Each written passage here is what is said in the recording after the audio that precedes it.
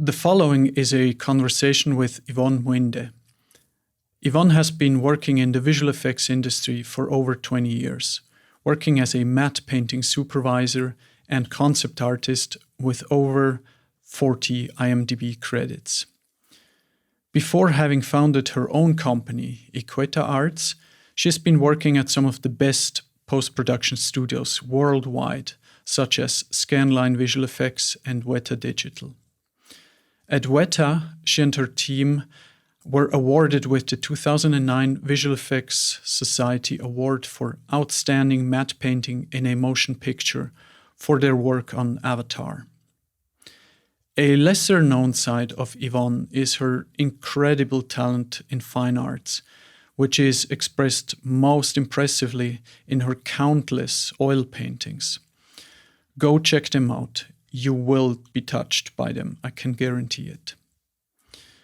Originally from Kenya and back in Kenya since a few years, Yvonne and her husband Philip are not only building up their own creative company, Cotta Arts, but at the same time are also tirelessly helping to strengthen the political and educational infrastructure with the goal to create a solid base for a sustainable visual effects industry in Kenya. I got to know Yvonne when I was myself at Scanline Visual Effects in Vancouver, where we were working on some of the same Hollywood movies. I remember clearly early in 2016, I was in this super tiny secret task force with her to work on some foggy night city shots.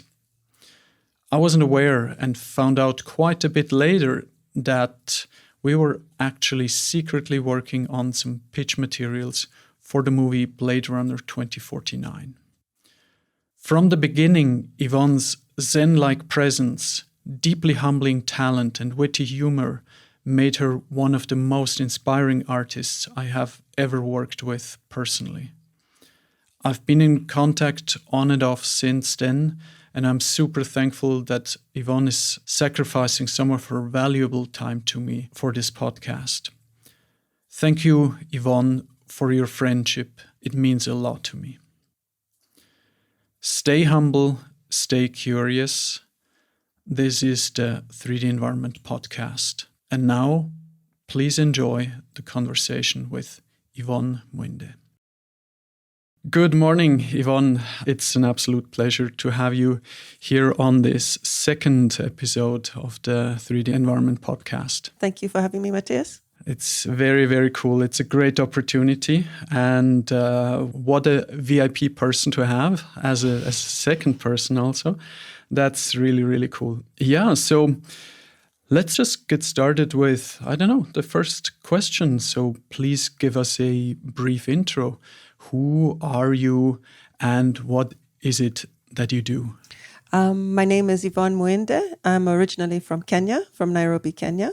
I currently am a digital matte painter and concept artist based here in Nairobi. But who am I? I started off as a fine artist and oil painter. So my degree is actually in oil painting, finished my BFA, and then worked in the Bay Area in San Francisco as a gallery artist for many years. And then from there moved on to being a muralist. I actually wanted to do public art, and I saw myself as a Diego Rivera, the female version, or the Frida Kahlo. But so I worked commercially as a commercial mural painter, and then transitioned into trying to go after public art commissions, as luck would have it, or hard work would have it. Mm-hmm. I was awarded a mural for the African American Research Library in Denver, Colorado. So that was my step into doing public art for a public space for the library that was being built there. It was a wonderful experience, but it was quite a tough experience because it was, when you do public art, it's a lot art by committee and trying to make sure you appeal to everyone and make something meaningful, but still appeal to the majority. This was in about 2003. I transitioned into matte painting. I use the word transition a bit loosely here because that makes it sound easy. It was not an easy transition. It took me about 3 years to learn. First of all, I had to be made aware that matte painting existed and that I had actually a role as a painter in the visual effects industry. At that time, my partner now, husband now, was working at Tippett Studios in the Bay Area. And it was him who actually introduced me to the idea that, hey, you can actually exist in this world. So it took about 3 years to learn, to get information. Back then, there was not much information. There was no Googling what is matte painting. There was no, all these extra resources we have on the internet now. But so pretty much how I learned about it is from the book Invisible Art. I read that thing inside and out. That's super famous. Yeah. And because I was just like, there were so few resources at the time. This was back in 2001. Yeah, 2001. So it took a little bit of trial and error. It took a lot of tears. It took a lot of adjustment because my focus had been so analog for so long. And I really, really had a dislike at the time for computers. And I really didn't want to go down that direction. But you never know what life throws in your way. So you adapt. So it at that period, it was a lot of looking out for people who are already in the industry, offering me little bits of information, guidance. I remember I got a crack for Maya 2 and a book for Maya 3 and a computer that hardly worked. How dare you? Dun, dun. But, back in the day, those are the resources you had. That's what you had going at the time. But at that point, I misunderstood matte painting in the sense that I painted on the computer. And it was only so I was sending out a lot of applications and trying to get into the industry and getting a pile of rejection letters because I was doing a lot of portraits because my fine art is oil painting, portraits and social narrative people. So I kept that theme going in the computer, yet I was applying for matte painting. As luck would have it, and being in the Bay Area, I was introduced to a friend of a friend who happened to be an art director in the visual effects industry. His name was Christian Schurer, and he was one of those people who at the right time, at the right place, gave me a morsel of the best information I could have ever gotten. So at that point, he literally gave me the guide, and he told me the 5 things that I needed to paint to adapt my portfolio to. And he offered to be a mentor / send me your stuff. I'll put red lines on it and I'll help you through this process. And that was like, one of those moments in time where you just go, thank you, universe. This happened and this person came into my path. So after that, I adjusted my portfolio. I still live by the 5 things he told me. And anytime I meet somebody new, I know we have later in the end, we're going to have something about what would you tell somebody getting into this industry. So I'll hold on to that information because that's like my 5 things I would tell them to do if they wanted to get into matte painting. But after that, I was fortunate enough to have an interview at Industrial Light and Magic back in 2003. And since then, it's been 20 and a little bit years now. And I've gone through... I started off at ILM for 1 year working as a matte painter, moved then over to Animal Logic in Australia for about 1.5 years, working on Happy Feet. From Animal Logic, it was off to New Zealand, Wellington, where I was there for 8 years. And I was head of department and supervisor of the department for those years, worked on some fantastic stuff coming through Weta. Weta was an amazing school in the sense of how much different types of work we had to do, the level we had to work at. So it was really immersive, how much you learn and how much you do. And so that was 8 years at Weta and a VES along the way. I'll do that little plug for myself for Avatar, for the work we did on Avatar. And then after 8 years, moved on to Vancouver, working in Vancouver for the last 4 years. And after a while, in 2018, it was time, as I mentioned earlier, I'm originally from Nairobi, from Kenya, and I made the decision to move back to Nairobi. I was supported by the company I was working for in Vancouver, Scanline VFX. Then they said, you can work remotely. So I took the leap and I jumped across 2 ponds and came across and settled back home in Nairobi. And now it's been 5 years since I've been here. Always still painting. I still paint traditionally, and I paint on the computer now. So with the and now I've also gone into a lot more concept art and doing look dev stuff, which I really, really, really enjoy. So that's me in a bit. That's like the whole rundown in just a couple of minutes. It's impressive. It's absolutely impressive of where you have gone and kind of what the career you have had so far. It's absolutely impressive. Thank you. I'm curious. If we kind of go back in time a little bit, I'm really curious about the story of the murals. You mentioned that they have to appeal to multiple people. How is that in the sense of a design process? So just as one of those points from your past that we can start talking about, there's a lot to go through, right? So we're just going to take 5 hours or so. So how was the design process in the sense of, would you, let's say, submit or create a draft and then people would look at it, or how did that happen? I'll use the experience of the mural. So in general, in the States at the time, because I was based in Oakland, California at that time, and the beauty of the system in the States is for every new public building that was created, X amount had to go towards public art.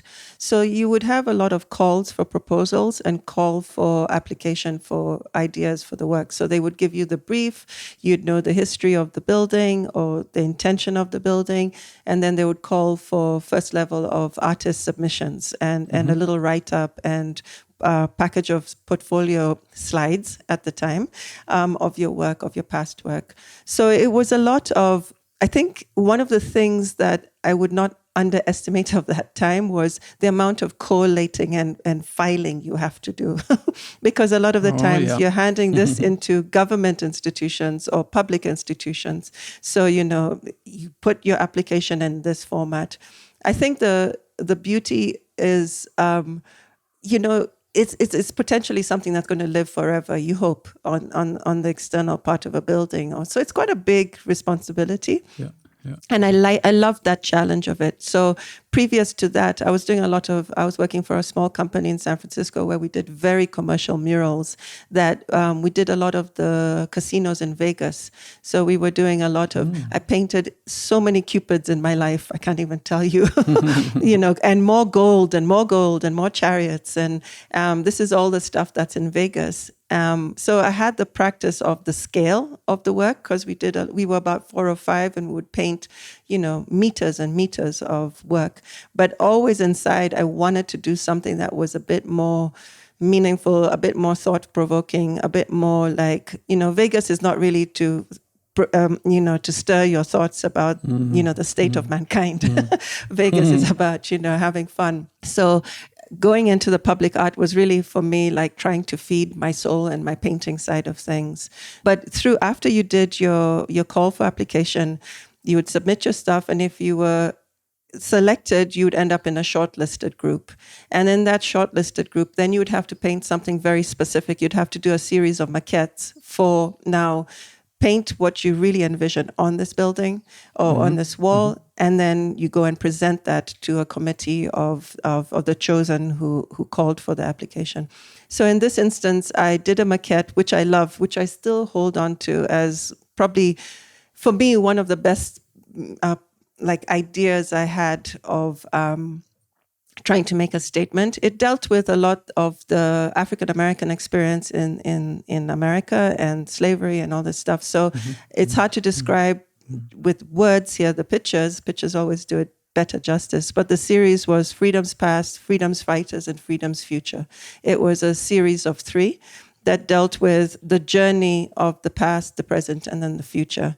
And the motif I used was a bus. Was actually the bus as a symbol for the collective journey of the African-American experience. We have Rosa Parks, that symbolic moment.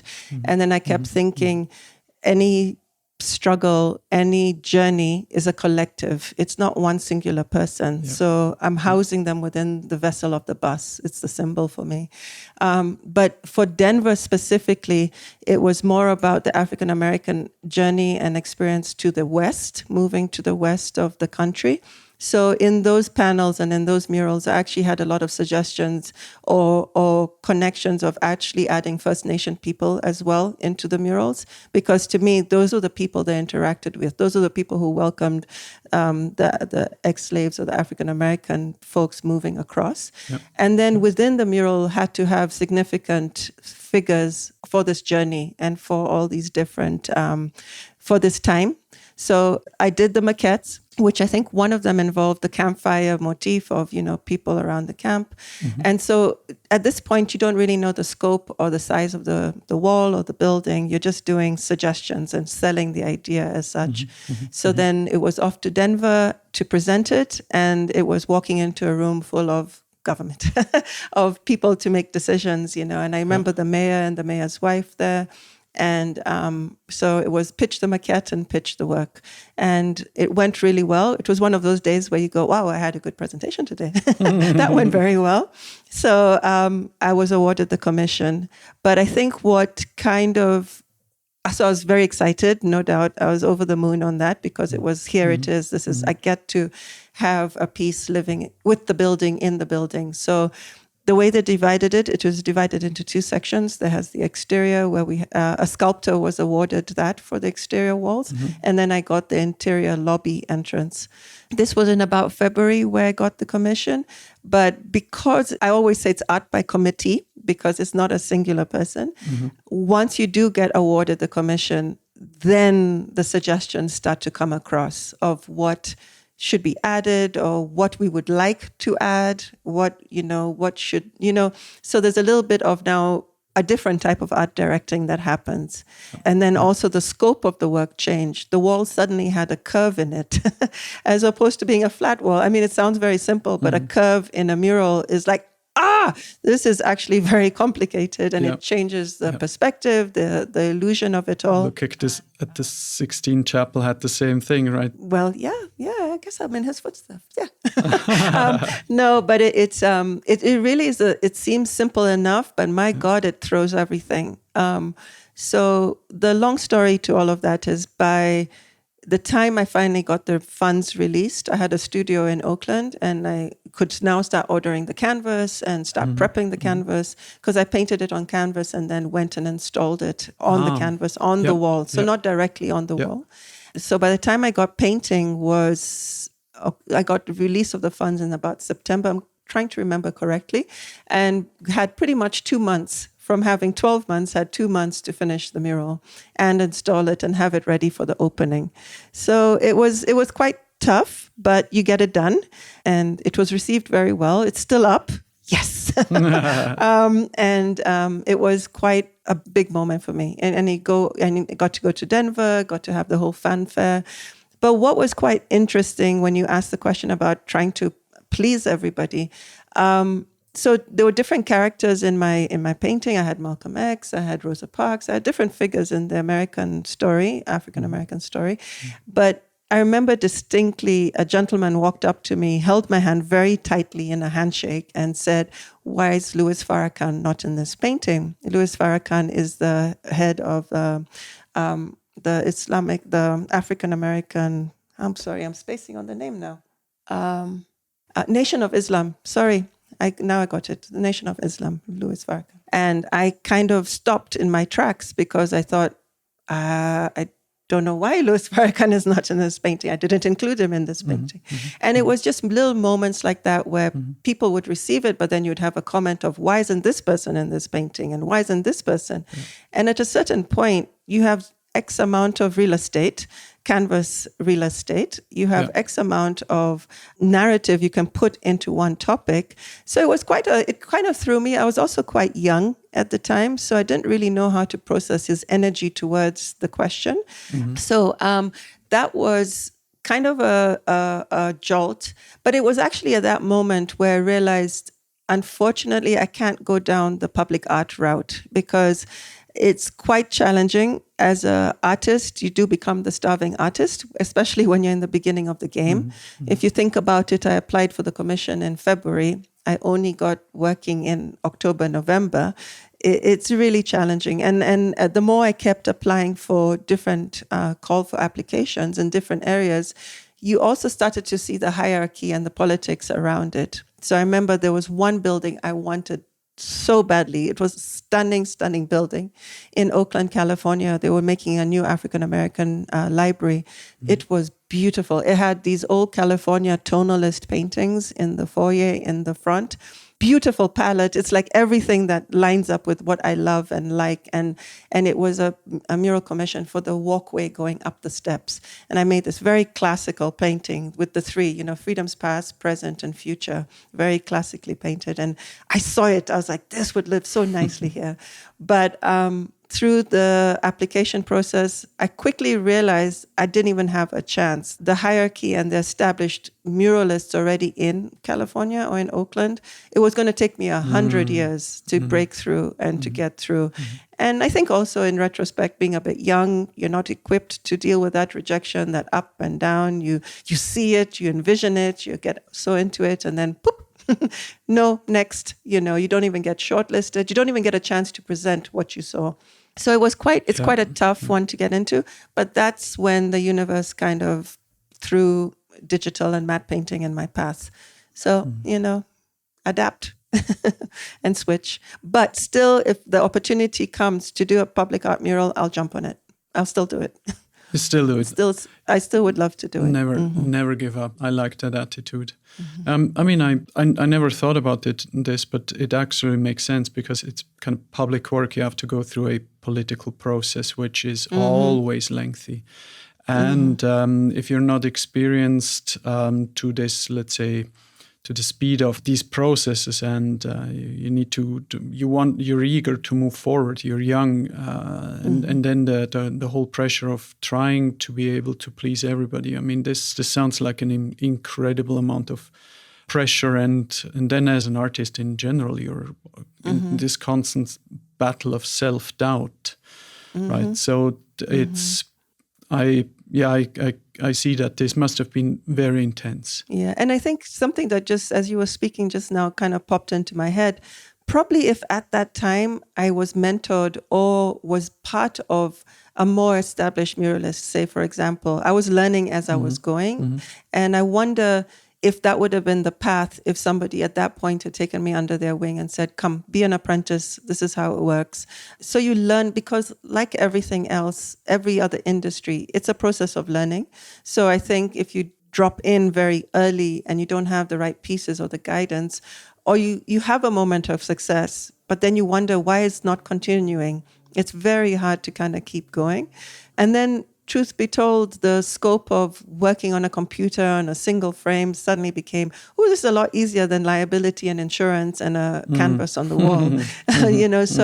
But again, just thinking back to, could it have been through apprenticeship that it was success? It was a path?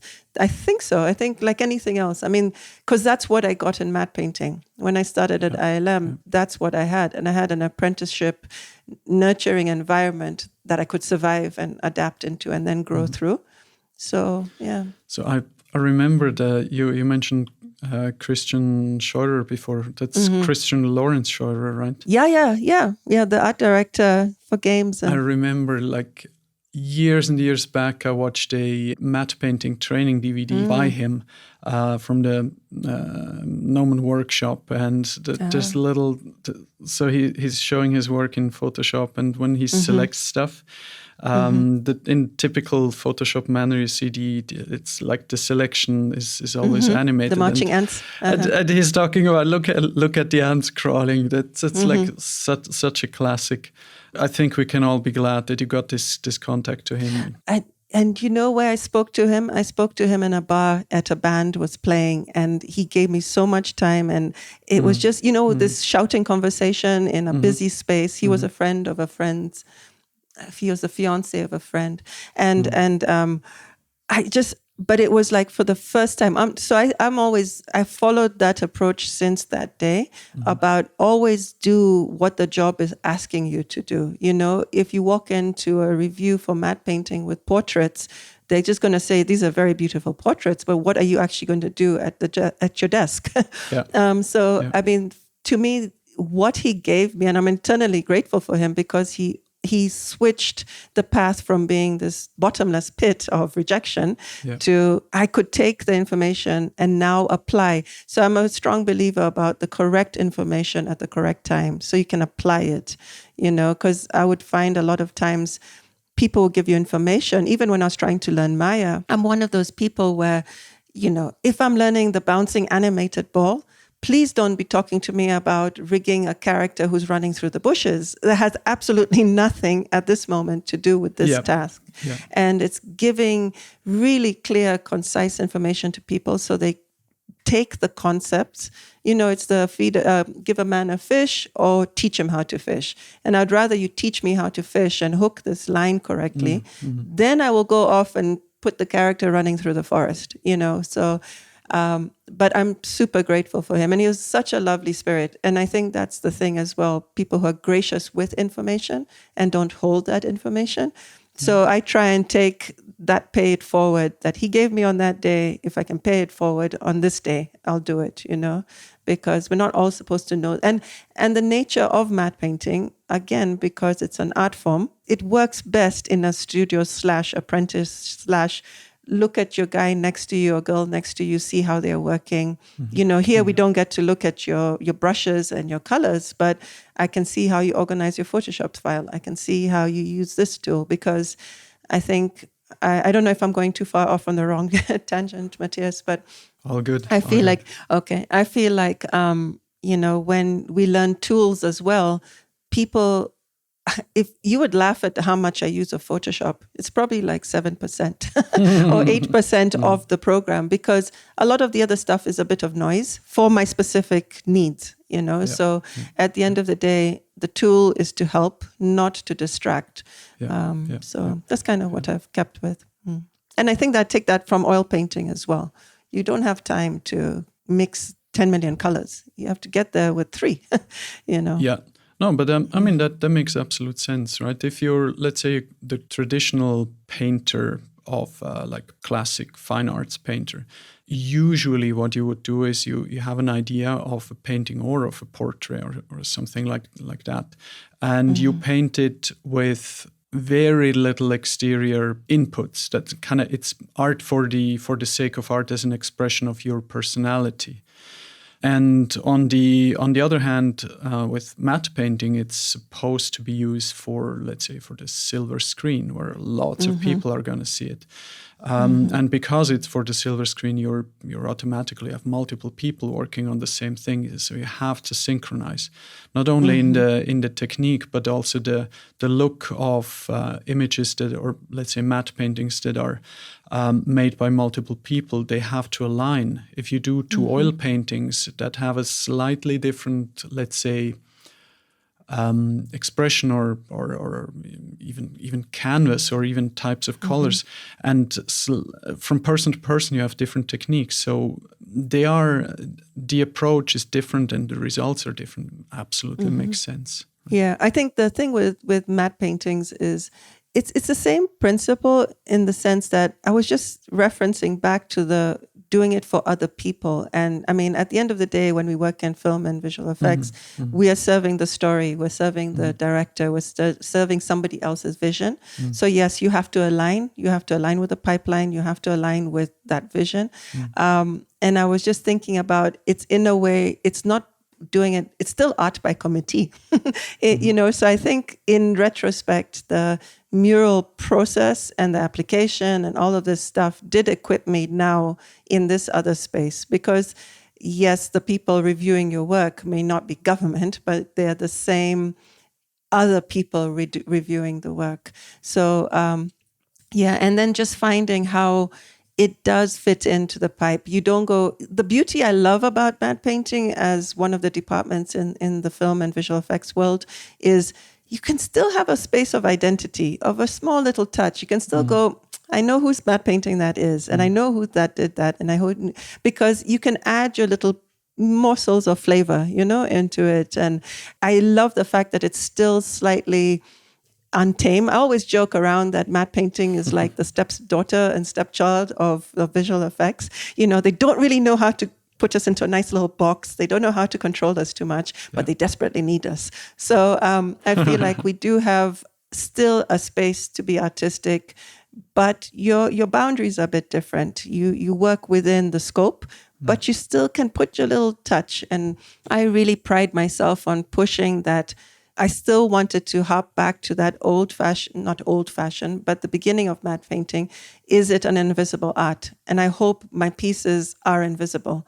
And there's no glory in invisibility, but there's like, satisfaction, And I think one of the things that you do in the beginning when you're entering or early stages or even later is set extensions. And I think they can be the hardest thing. But there's, like, I remember when I was struggling at ILM, when I first started in my first few months, and I was struggling with the tech, not the painting, the tech, because it was a lot to absorb. And we were working on Star Wars. And I remember the time Jonathan Harp was really a good manager. And I was able to go speak to him and say, I'm struggling with some of these concepts. And so he aligned me with some TDs. And always in this industry, you gotta make friends with the smart guys. That's why I know Matthias.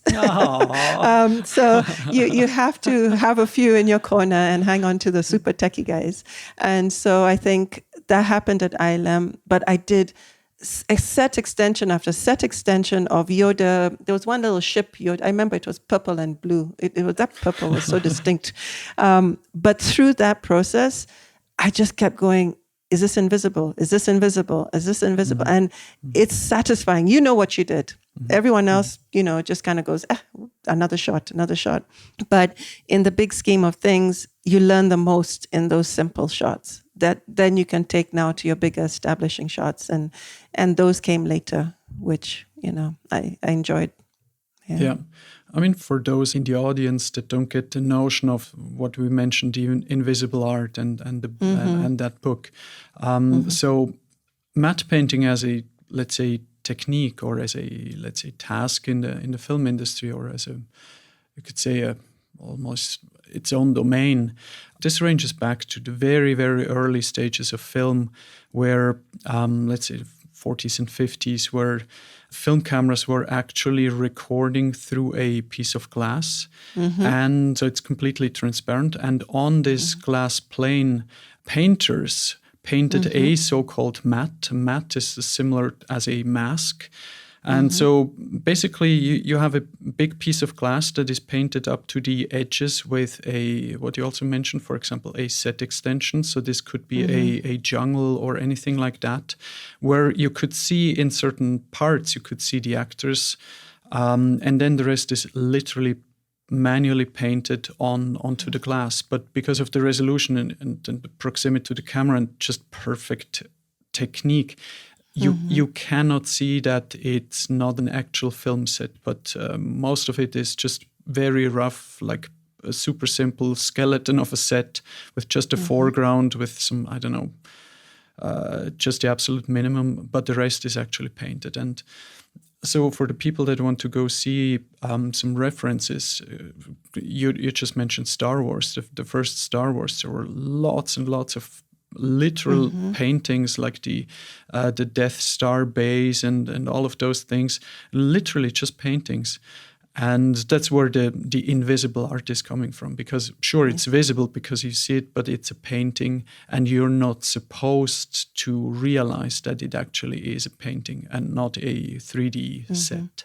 I always wished I showed up earlier and I got into that world when it was still on glass, because I love that. I mean, if you think about it, think about that mural, how far that mural went. It goes onto the big screen and it's iconic. It's traveled the world. You know the Death Star, even Michael Pangrazio's, the Raiders of the Lost Ark, the Tomb one where he painted the warehouse. These iconic shots and how far those travel. That's seriously a moving mural, but the just to mention that invisible art is the name given to is the name of that book. I'm spacing on who was it Evans? I'm spacing on. I'm not good with details of names and places and dates. And so just in reference, that's where that phrase comes from, the invisible art, or he used it on the book, just to be... Yeah, fair enough. Let's jump in slightly different direction with New Zealand. Can you expand a little bit more on how that shift was? What was the decision to move to New Zealand, and kind of what was the process of taking that step? Okay. So we were, at this point, it's my husband and I, Philip, we were both at Animal Logic. I think the nature of the industry when you're quite in the beginning stages was you moved a lot. You kind of jumped from opportunity to opportunity. A lot of the times the contracts would be 1 year, 2 years, 6 months, 3 months. So you tend to be a little bit of a running work for hire gun with suitcase packed always, So back at this point, it was actually Philip's drive and Philip's want to go to New Zealand. And at that time, we were finishing off on Happy Feet. And of course, Weta carries the mantle of being, we got to go to Weta. It's Lord of the Rings, and at that time, they were doing King Kong and going, and it's a big happening studio, and it happens to be on a pretty island. It's you can't lose so much on that level. So it was actually Philip who got a job and moved across. He went across the pond to New Zealand, and I went in tow because I'm like, I'm not staying in Australia by myself. I'm coming, right? And so I actually moved to New Zealand without actually having work at that point. But through being there and getting to meet other people and being in the industry at this point already now for, I think I was on my 2.5 years, 3 years point. And, got a chance to interview with Michael Pengrazio, who was running the matte painting department at the time. And Eileen Moran was the producer for Weta. And so I interviewed. I wanted a job there. I wanted to work there because then when you get that close, you're like, I got to get in. It's Weta. And they're doing all this amazing work and these shows are coming. And at that time, they needed painters. And, the matte painting is funny. There's a lot of need for it, but you have to time it right. You have to get it on the right kind of shows. You have to get it at the right time of studios hiring. But as it was, as I was young and I was like, I'm going traveling. I'm going to throw this caution to the wind and I'm going to take off. And, at that moment, Philip looks at me like, what are you doing? And I was like, I just want to go travel. So I actually took off and I traveled and I went to Europe and then I went to New York. And I actually did my interview for Weta on the phone in New York, like I was out and nice. I actually ran to the phone and I was like, okay, I have to sound very professional and get on the phone. And so I remember I had a good interview with them. They needed people. But as it's always the case with this industry, when can you start? And here I go, young and naive. I can be there in 2 weeks because I want to finish my my holiday. And they go, no, can you be here on Wednesday? And I'm like, okay. So anyway, I got there and I started off working on Aragon. That was the first show I started on. And it was intimidating. It was big because suddenly it was a much, much bigger studio, very established studio, very technical studio. But I found in matte painting, I think we were 3 or 4 people. We were really, really small department. And so through, again, aligning with this was also when Nuke was coming into the mix. And, for a long time, we had that method where the TDs would handle the matte painter's work. You send them over a flat 2D image in layers or whatever, and then the TD does all the breakdown and puts it into the setup for comp. But initially in Animal Logic, I started taking an initiative to render my own stuff, to learn Nuke as best I could, and to start my projection process and learning what projections was. Because, this is a time where it's like, what is this 2.5D thing? What is this funny little space that we're supposed to exist in? And so when I had come across to Weta, I'd already kind of put my feet in there. But again, Weta is Linux. You had to learn a little bit of Linux to get running into the system. And it's like, But this is the part where I always believe, like, if you know the concept, you can learn the buttons. And I knew what I had to do. I just needed to learn the 5 buttons. And there's the point where you get up and you go look for the 2 friendliest TDs you can find. And so 2 guys, Jake Lee and Roger Short, those guys were like the lifeline. They taught me, but what I loved is they didn't just take my stuff. I remember Jake saying, okay, you're going to learn this. And I said, I want to learn this. And so he actually walked me through. I got my tutorial, I got my learning on the job, and through this whole industry, you learn at your desk. You learn through the people sitting next to you. You know, like the way Jake and Roger got me through stuff, I don't think I could have ever learned that in a school. That's not school stuff. That's in production. That's getting shots out. Yeah.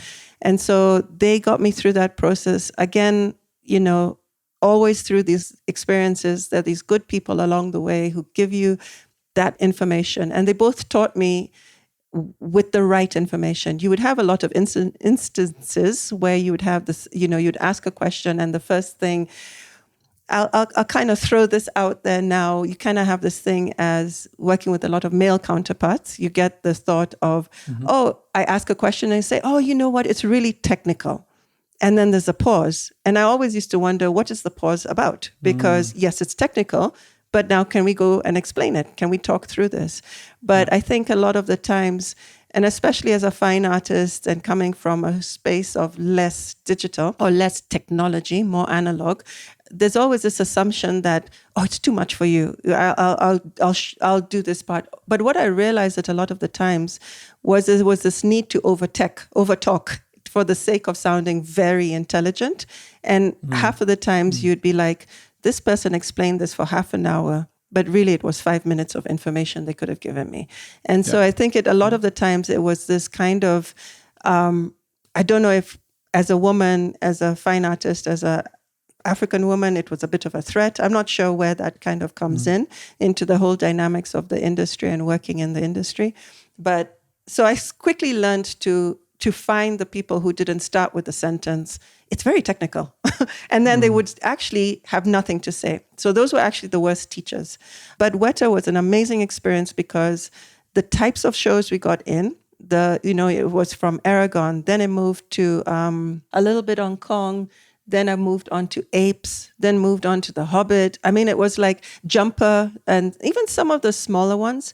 But I think what was amazing was everyone who was in a supervisory position, because of the leadership, because of Joe Letteri, was extremely detailed-oriented, technically oriented, artistically oriented. You know, so the level, suddenly your classroom, to get an A, you had to work and keep trying. And it was also through that experience, because, you know, there's some places where you'll do some work and it'll be, 1 or 2 reviews done. This is like, no, check, review, make it better. And that's actually through that whole time and that process, that's when I started to learn about thicker skin, taking critique positively, and not going and sitting in the corner and being a broken artist after. Because again, that's a tough one. Again, as matte painting, it's still drawing on your artistic sensibilities. So you could take it a bit more to heart. Like, oh, they didn't like my choice of clouds. They didn't like my choice of trees. But really, in the big scheme of things, it's not your trees, it's not your clouds.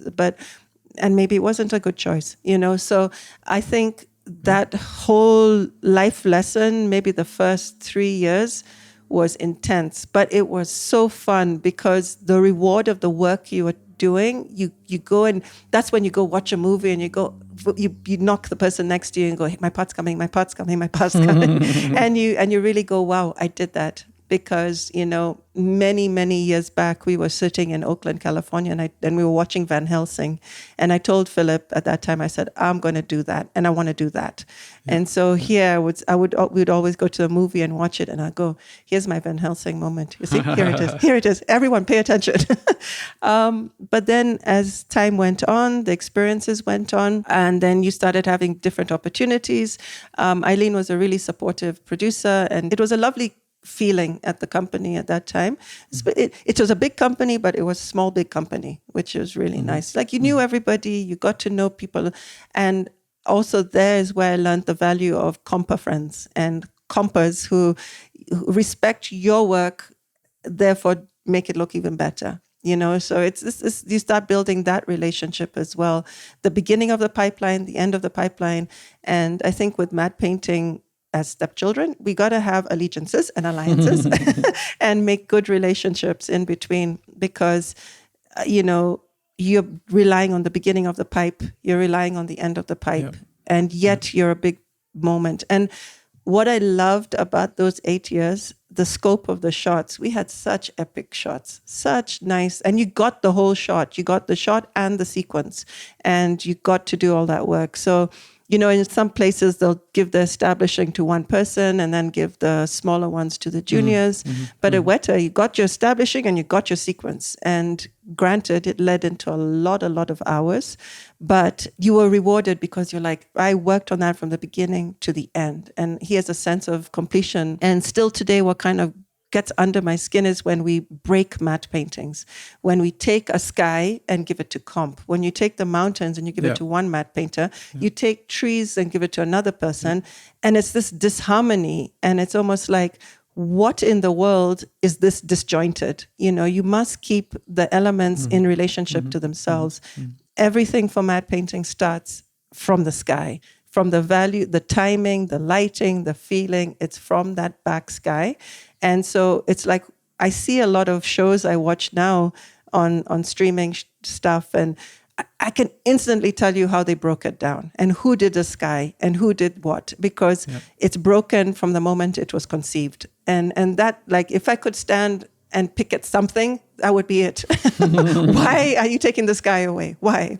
So, don't want to be too long-winded about this, but at Weta, so during Avatar, I got to be lead of the department, and that was a first experience in now managing people, keeping kind of feeding the production, feeding the department, keeping that continuous going.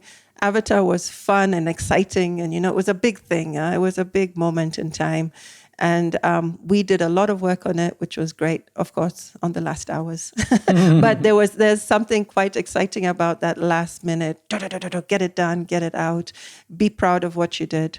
And then after that, I was head of the department. I think that was my tester. And then the beauty of Avatar, we got awarded the VES, and I'm still super grateful for the VES because it was the last one specifically for the category of matte painting. Because, after that it became environments and like outstanding in for picture in environments. But we have the last one for matte painting. So I feel like I still have one old school era there, like I'm holding on to a legacy. I'm holding on to, it says matte painting. And that makes me proud because there is a big thing between environments and matte painting. I don't separate them as much as they became separate or they became a point of contention or this is environments, this is matte painting. No, it's actually the same. We're just using slightly different tools, but the concept and the principle is the same. And if you can actually transition matte painters to be more rounded environment artists, you would have good work, So Weta was a great experience, a great collection of reels and credits and moments of pride and points of reference. But it was also challenging because it was also this period that I had my daughter. So I had my daughter in 2012. And this is where, the dynamics of working in this rigorous industry in terms of hours, in terms of time, it was starting to become, it was a whole new challenge and a whole new thing to kind of deal with and work through. But overall, it was a fantastic experience. Just a little detail from before. You just mentioned the VS Award. So that's basically in a kind of, the Visual Effects Society is kind of an industry. You could say it's a conglomeration where you can become a member, and they're very, very strongly rooted in the visual effects industry for a long time now. And so they are handing out different awards every year. And so receiving one of those awards is obviously extremely prestigious. Digging deeper, you just started to address let's say, the private or personal situation with a child. How was it for you to be a young parent working in this industry? Can you expand a little bit on that, what that means? I mean, it's an extremely high pressure environment, working long hours.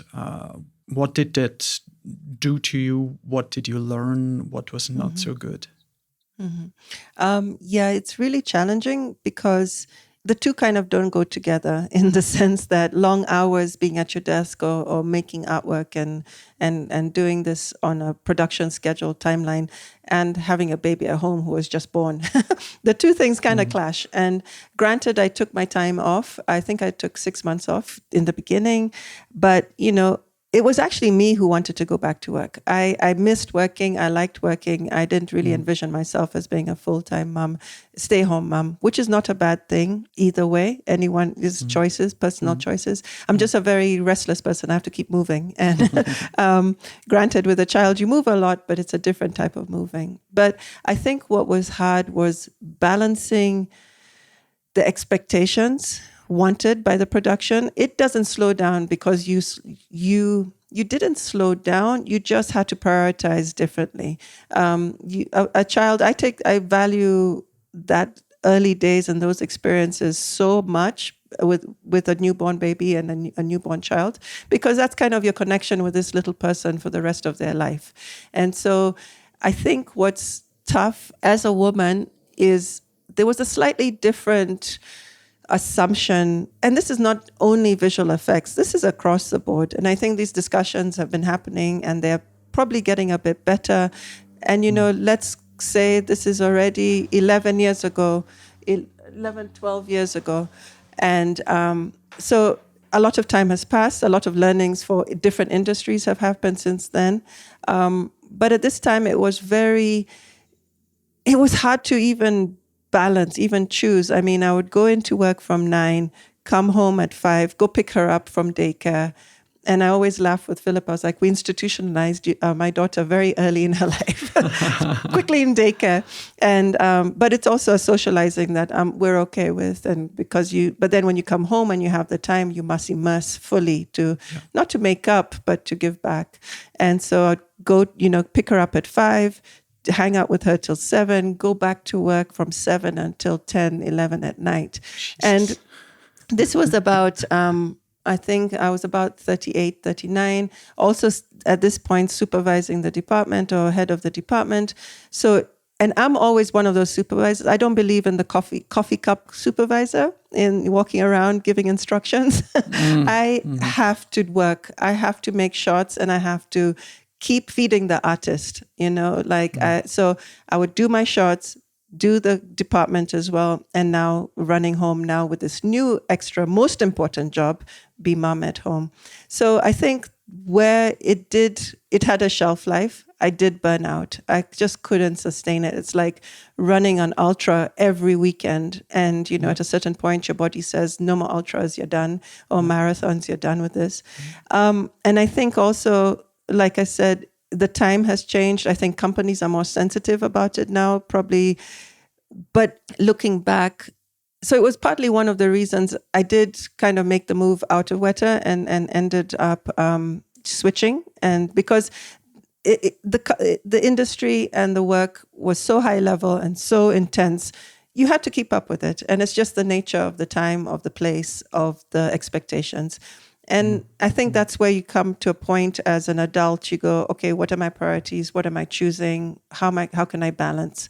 So it was that time I decided to make a change and went on my own way.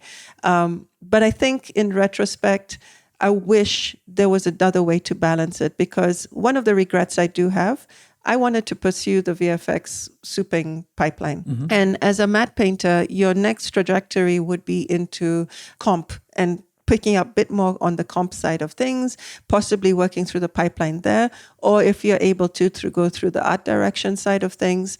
But all these things coincided with my maturity in the work, at the same time having a child. And unfortunately for a lot of women, those two things will come at the same time. So you have a hard time transcending to the next level because you don't have the time to build to the next level. So it's one of the things I still deep down inside was like, I wish I could have tried that line, because I really want to soup and I love putting shots together and I love finishing the picture. I guess where I've kind of come to a happy medium for me and myself now, because of not having that choice then, was I do that with concept art. I do that with look dev. I have a chance now to sit with a director, with a supervisor, and draw something out and finish a shot as such, finish the idea, finish the concept. So I feel like I've found that bit in a different way. But I can't help but a little bit regret that I wish those things could have lined up or could have been allowed, like to be able to step out of the industry and still feel like you could step back in where you left off. But the simple nature is where you step out, you're going to be spat out. And it's going to be very difficult to come in. If you were head of department, you left to take time with your child for a year or 2 years, I can guarantee you there's no way you're coming back to be head of department in 2 years. They're not going to wait for you. It's going to have moved on. So it's just part of it. It's not specific to visual effects. It's generally around the world. I always did find it quite curious that male counterparts could do the 2 weeks off and then be back at work. And I always thought, why do they not have this conflict and this toil? And how few would step out to step back in. But again, the moral of the story is adapt, learn, overcome, move to the next thing. So then we moved up to Vancouver at this point. And I went up as a supervisor. Daughter's a bit older, but that's where my husband took the charge of being the one at home and to balance that career. Something is going to give and you're going to trade something. But I think also where it brings perspective is quality of life. What do you want from all of this? I've had very wonderful credits and experiences and shots. But, I guess as an artist, we're a little greedy. We need to feed that creating soul and those pictures. And so it's trying to figure out how you transition to keep doing it, doing what you love, but in this new way and in this choice where quality of life and family is number one. And you work for your family, yeah? You work for your child. You work for their betterment. Then they're the next one. Now it's the pay it forward to your little person. So, moving and restructuring, I got to restructure that as well. Coming back to Nairobi actually as a contractor / freelancer / remote artist gives you even more freedom to balance those things as well. It's never something that stops needing to be learned. You constantly have to reevaluate, check in with yourself. Am I overdoing? Am I still, which part am I feeding? Which part am I neglecting? So it's a constant, it doesn't get easier. It just gets different. It seems like you're very aware of those dynamics and you're very aware of, let's say, the dynamic of which beast would you like to feed or in which direction you would like to go. And then also being married together and having a child, it's like it felt a little bit like you have a kind of a shared career with your husband, but also you should. Right.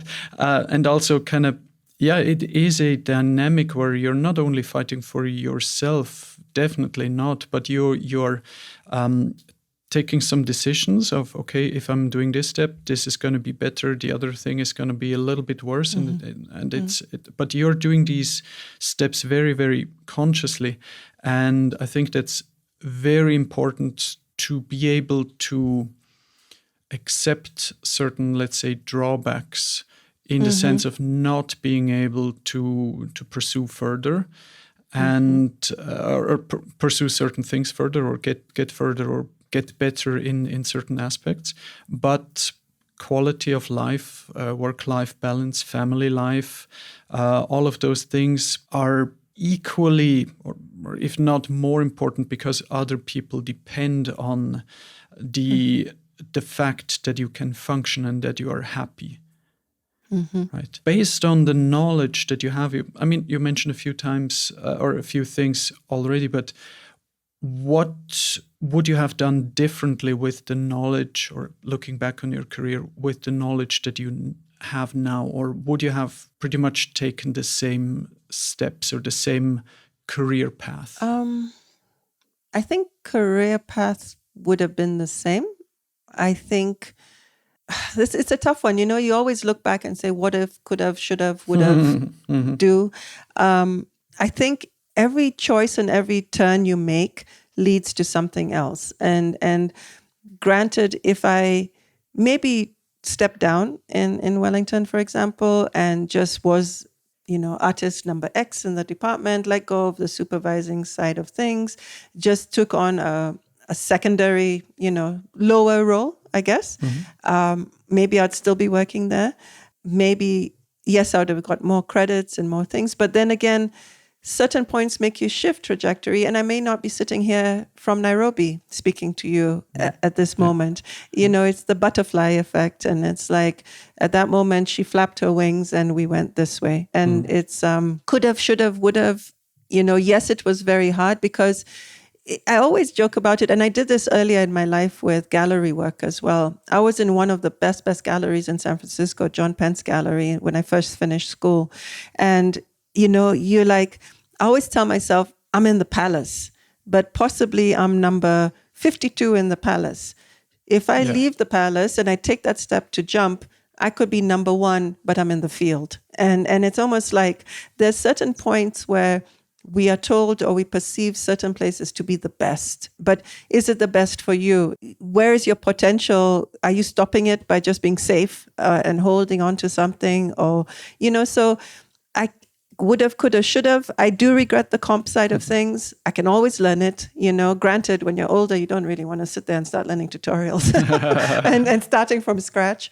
But at the same breath, I've come home to Kenya. I have a lot of excitement and ambitions for what I would like to do here. But all those things, all of those experiences have opened the path to this path, to that path, So I'm a little bit of one of those people. The universe, she does provide. And if you're willing to, it was hard. I gave up a comfortable job, a comfortable place. I slightly uprooted our family because my husband loved Wellington, loved working there. So I did a little bit of a jump. and I had in tow some baggages with some people with me. So I worried a lot along the way, but I don't regret making a change or having change because good things come from taking some scary jumps. Yeah. Maybe I wouldn't have survived in comp. If I had to sit there and key hair for like 2 days, I might have cracked, because I would see sometimes some of the compers and then the end of the pipe and how much they did. And maybe it was actually, no, Yvonne, you're not going to survive on that side of things. Who knows? But fix it in comp, right? Fix it in comp. And the wand is just so powerful. But no, I don't regret. I probably would have learned to manage my emotions maybe a bit more thought through at certain points of change. It's like sometimes you're a bit abrupt and you don't think it all the way through. So there's some moments where I could have thought it a bit better with some of the changes and some of the direction switches I made. But again, if you thought them through, you might have not made them. So yeah, you will never know. You'll never know. Yeah. We'll have to come back again and try again on the next the next life. Yeah. And then, I think one of the things that happened for all of us in this whole grand scheme of things was COVID and this point of the world shifting and changing. Whether we wanted to change or not, a change has happened and it's forcing us to change. So even as an industry, the industry has changed. The idea of remote, the idea of not, at a certain point in visual effects, like I remember in the beginning, I mentioned in the beginning, you moved around a lot because you're chasing pay rises, you're chasing projects, you're chasing credibility, connections, whatever. At a certain point, you really, really get tired of starting and packing that suitcase and moving to the next location. That for me coming to Nairobi is my suitcase is put away. Granted, I can go wherever I want in the world. We have that ability. But it's also COVID and the way the industry has gone, it's allowing that to happen as well. You can now make these choices if you can figure it out. Yeah. No, absolutely. And I mean, even the industry itself is right at the moment with the writers' strikes going on is extremely impacted. Another point of change. Yeah. And I mean, you need to be able to absorb those things. And it seems the world it almost feels like it's spinning faster and faster every year, right? Yes. At some point, we're going to start to hover. Yeah. But hold on. But But yeah, it's something that is, you need to make choices every day. And you need to make the best out of the situation, even though it's hard. And there's this great saying, the only constant thing is change, right? And this is, for me personally, this is very hard to grasp, this concept, and time is flying. And yeah, and also the constant personal struggle of, am I doing the right thing? Could I have done certain things better? Where do I want to go? What are, I don't know, other people's value systems that I question and make me question my own values. It's hard. It's really hard. You should start painting, Matthias. I should. I actually start painting. In 2020, when pretty much in March or April or May, when the pandemic hit, I wanted to order actually oil paint, and everything was sold out because everybody had the time and wanted to start painting, because for exactly the same reason. So here we are, right? Cool. So, what was your favorite show you got to work on, and why? I've had a couple of favorites. I mean, for me, Avatar was a favorite at the time because it was fresh, it was new, it was something very different. I like that idea of fantastical, but real fantastical. Like stylized is not easy for me. So I like that the push is to make it look more real. So I thought that was a great show. It was a challenging show, but I got to do really good stuff because as a painter, I started to paint with elements as such. So some of the shots I got, I don't know if you remember, the home tree was burning and I was given the home tree one. And so much of that shot was about fire. And so it was kind of the first show for me. I started painting with moving elements and dressing in and treating the burning fire and placing them. I remember one compa said, I passed on my script and he's like, what am I supposed to do? You did everything. And I said, but how am I supposed to paint it? It's all about fire. It's like, I loved that part where I got to make it move. I got to put life in it. I got to tell the story by the plumes I was using. I love the fact that, there are tons of elements we could use. You could access them. It's not like one group can and one group can't. It's whether you took initiative to do it. And, one of the soups always told me, Chris always said, don't ask for permission, ask for forgiveness. So I was like, I'm going to do this the way I want to do it. And it was that one, and where it's burning and stuff. And I always believe every few years you have a chance to jump a step in your own development and in your own things that you can do. And at that point, I was like, I did that shot to the point where literally the compa said, I have nothing to do. And I was like, yeah, good, huh? And you can do the hair now in the front. Oh, wow. So I think that was a good moment. And then one of my most favorite matte paintings was I did the opening shot of the Hoover Dam for San Andreas. And it was a recreation of the Hoover Dam for Scanline. And it's a complete replication of the Hoover Dam. There's nothing fancy. There's no castles. There are no flying birds in the shot. It's just, so they flew me down. I walked for 2 days around taking pictures of every section I thought would work for it. I got to pretty much be told, how are you going to do this? Do it. And I did it. And I'm that's like one of my most proud pieces. If I could have done the CG, I would have. But I couldn't at that time.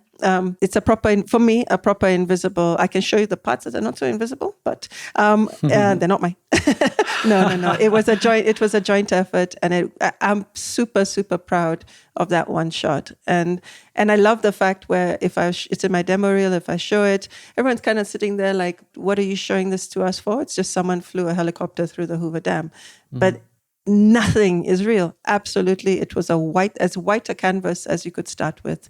And so that one I'm super proud of.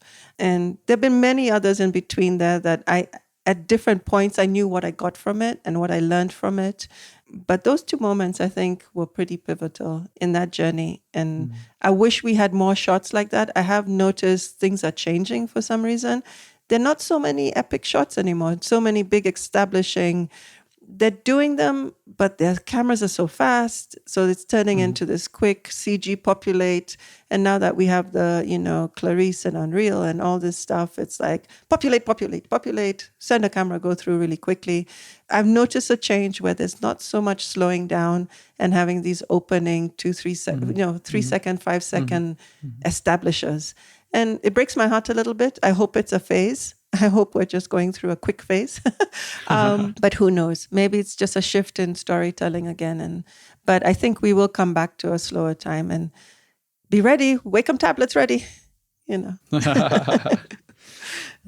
So which one was your high point of the career or most memorable?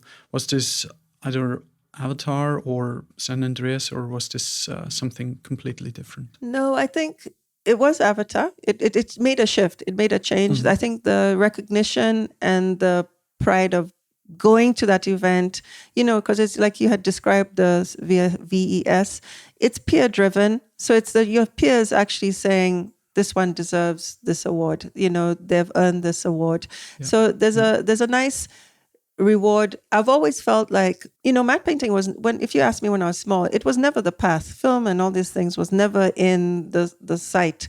And so to kind of come into something that you never saw in the beginning and then get rewarded with, you've done a good job, it's a good feeling and it's a nice thing.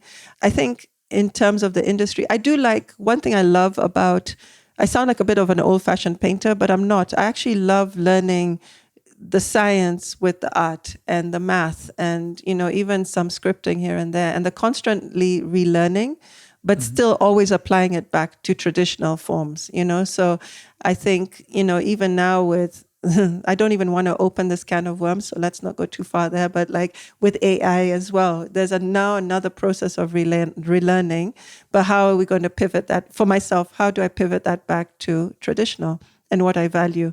And concepts, right? Yeah. So high point would be that, and just different moments in them. I don't believe high points have to be big fanfares. The high points are also like, oh, I like that matte painting, I did a good job. Or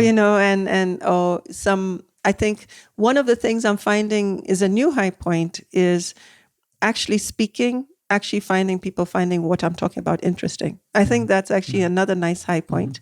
I just got to, go to a conference in South Africa called Avijosi, which is really cool. It's been its second year visual effects conference ran by Chocolate Tribe, a company down there. And I remember getting there. It was so refreshing to feel all that buzz of young people, just they want information and they're hungry. And, this industry can jade you out by when you're at this point of it. And this is like 20 years later. And you start going, I'm cynical about this. I'm tired of this. This is silly. And then you go into that kind of space and you see that energy and you feel that energy. And I got to speak about matte painting. Still, half of the room doesn't know what it is, which is great because it shows it's still got a relevance, I think. And it's I can talk about something. Everyone knows how to like the bouncy ball, right? So I think that started to be a new high point. Like, hey, I'm actually the elder and I have an obligation and a pay it forward. And I am enjoying getting this energy back. So it gave me perspective on where I've gotten to. So I think that's a new point, a new place to reflect on. Yeah, I can completely relate to those thoughts. And to now that we can travel again since some time, I'm also taking as much time as possible to actually be able to travel and to see the vibe and the energy of the younger generation that is coming into the industry. And one thing that I'm slowly realizing it, and kind of also giving presentations and talks myself, is that there's a sudden shift of realization that people acknowledge that you have some experience. And if you extrapolate that into the future, then eventually you might get into some sort of position where you become almost like a mentor to certain people, to basically give something back also to the industry or to the next generation. So that's something that I'm realizing is quite interesting from a social point of view, from a social dynamic that is a very long, winding dynamic that takes years. also seeing technology influence how we work, even just still a technical marvel to be able to talk to you live in Kenya, right? That's extremely interesting. On that point, we briefly addressed it at the very beginning. So some advice for younger people to get into the industry. The 5 points, which the 5 points, the special nuggets of Christian Schur's wise words. Give us the gold. I think before I actually, Matthias, you're the one who got me on this in terms of Animago. That was kind of my first stand and talk about this matte painting, and when I came for the conference. And I remember even there going, wow, this is a good thing to do. So in light of that and the secret sauce, so pretty much it just kind of comes down to, if you're applying to be a matte painter, because always the question is, how do I get into the industry? I think when you're in it for so long, you can actually forget how to get in because it's and jobs come to you differently now and all this kind of stuff.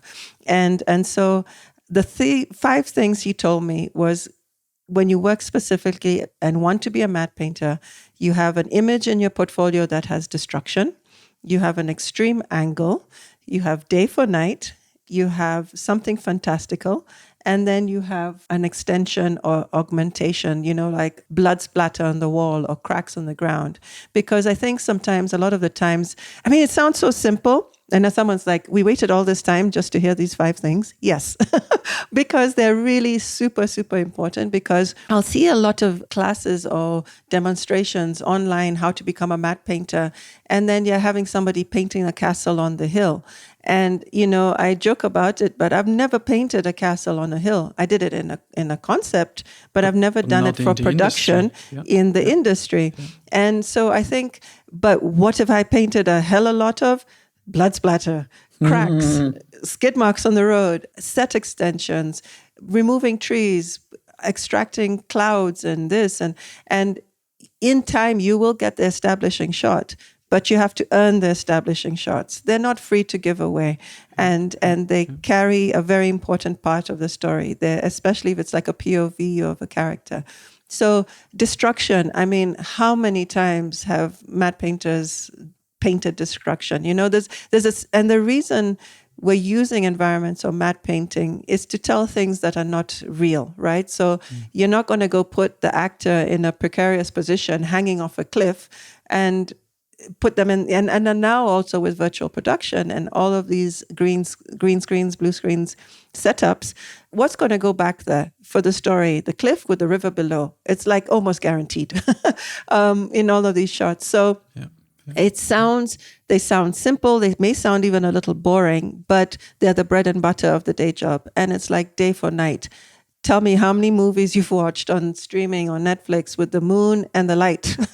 The random moon shot on the vampire walking through. It's like they're almost these set 5 things that are rinse and repeat, some grander than others. You could have a full city destruction, or you could be asked to paint 3 cracks on a building because they needed a little bit more detail for reference of scale. So do those 5 things, do them really well, and the door will open. Because as a matte painting supervisor, I've looked at so many portfolios and gone, but this person is coming to work on a destruction movie. Where is the destruction? So I think that's how we met on San Andreas doing the destruction. It's that's the special sauce, people. And it's not glorious, it's not glamorous, but that changed everything for me in literally seconds. That's pure gold. There. But also kind of destruction and blood splatters and so on. It tells you something about what you paint and what the stories are that kind of people want to see on the silver screen, right? But that's not always. You have, Aquaman, for example. I painted the scenic lighthouse by the water. There's moments like that, But sure enough, three sequences down, we'll be destroying the scenic house on the beach. So yes, you get it for a moment, and then somebody's going to come and burn it down. Yeah. Cool. So going back to fine arts, I'm really curious about that. So you have made many oil paintings, traditional oil paintings that are incredibly moving and also addressing very tough societal and cultural topics. Can you tell us a little bit more about your relation with fine arts and your art exhibition and the feedback you're getting on your personal art, and kind of where you're getting the inspirations from? Because the images are, and by the way, I can recommend everybody to just go and have a look at those images online or at the paintings online. They're extremely moving, and I'm curious to hear more about those things. Thanks for bringing that up, Matthias, and thanks for appreciating the oil paintings. I feel like I'm in a hurry and in a desperate need to go back to painting. I think one of the biggest things that I've struggled with is balancing the computer and fine art. Unfortunately, my oil paintings are the ones that do suffer in terms of getting them out and working on new stuff. But in terms of where my influences come from, originally growing up in Nairobi in Kenya, it's not the developing world, but I think what I love about being here, you're constantly challenged by things that you see. We live, it's an amazing place. If anyone has a chance, come and see it. Africa is a very, very, very, very cool place. And it's full of energy, and it's full of contradictions, and it's full of, so I feel like a lot of the times my pieces, I am trying to deal with social narratives that I am addressing from what I see around me, from what I grew up with. A lot has to do with inequality, and I'm always struggling with why some have it and some don't, and that balance and that lack of balance. Balance is one is high, one is low. But if by chance I drew a different straw when I was born, if I popped out in the slum in Kibera down the corner, would I be having this conversation talking to you, even though I had the artistic skill to pursue this? I find so much of the time I want to paint the stuff that we don't want to look at, or don't look at, or the people we don't look at. I feel like a lot of the times I love portraits. I'm actually working on a series of women. I want to do a series of women artists. And so far I've got 2 going in the line. I have the 3rd one, which has been sitting here needing to be painted for a long time. But I feel like, especially the African or Black face, it tends to be caricatured. It tends to be put. I remember one of the things that got me when I was in art school, and you're studying great masters and blah, blah, blah. And, yes, they're all Western, and you see the little African character or the Black character is a slave in the background, never given this front and center position or this. So that stuck with me for a long time. I remember once we were doing, I think it was Degas' Bathers, his series on the ballerinas and the bathers. And I ran home and I painted a Black bather because I was like, why not? Let me try and see what that would look like, But in terms of the social narratives, like one of the pieces I have is it's called Between Righteousness and Racism. And it's just describing it. It's the figure of a policeman holding a gun, pointing at a child who's just sitting on the floor playing with some toys. But around on the back wall are all the isms that this world we deal with. So I always find it fascinating where we sit as human beings between this righteous place and this racist place. And the line between righteousness and racism is so small. You cannot cross this line because you are not this. Because I'm so righteous, and then religion. What does religion do with all of these things? So it's like all the isms that we get: racism, sexism, nepotism, capitalism. There are all these things that positions one person to be higher than thou, righteous, more righteous than you, to the point that they tip over to being racist or being the aggressor. That being, like, if you look at any of the wars, any of these things that we have going on, one has decided they're better than the other. One has decided that they're taking from the other. So I always find, like, through my paintings, it's my therapy to try to process, put into a picture what I'm trying to sort out in my head. And so, like, one of the pieces I had is called In the Middle, and it has 2 soldiers pointing barrels of a gun at a baby and a pregnant woman on a bench. And I remember I used to listen to a lot of podcasts and things when I would paint or work. And I was listening to a podcast by Eve Ensler, who's the writer of the Vagina Monologues, and she was interviewing a doctor in the Congo, a single doctor that tended to a whole region, thousands and thousands of people, of women, for their, needs and health and all this kind of stuff. One guy. And I remember, and the whole story with the Congo and the region is, it's all about greed. It's all about one group oppressing another. The Congo will never be sorted because there's too much wealth, because others want it. And so destabilization is the best way to keep that wealth flowing out unchecked. And it has a lot to do with West and East, and Africa as being just the farm, the sharecropper, the sending of our raw materials out. It's a beautiful place because it's so rich. And so this painting is dealing with the cycle and circle of violence. The woman is in a bed, pregnant. There's a baby beside her. There's two unfaced army guys pointing barrels of guns. What is the story of this child? Is this child from inception already prone to be a boy soldier, a child soldier, to start this this whole thing that really gets me is how violence repeats and repeats, and where do we cut the line? How do we actually make changes and make a difference? Because the one thing that we know, change is inevitable, but we don't seem to make change for the better. We just make this kind of crap that just keeps continuing, and somebody's going to suffer. And then coming back here and even looking at this region and visual effects, if you look at the visual effects map of the world, you have, you got your North America, a little bit South America, you got Europe, you got New Zealand, Australia, you got India, you got Asia. The center, big center, nothing. A little bit in South Africa in terms of visual effects development. Yeah. It's another imbalance. And is it to say that we don't have the ability? Yes, we do. And now there's a big push and a big drive for the stories of Africa. There's all these folks looking back to get content, to get story. We also have one of the youngest populations in the world. We have the youngest group of people.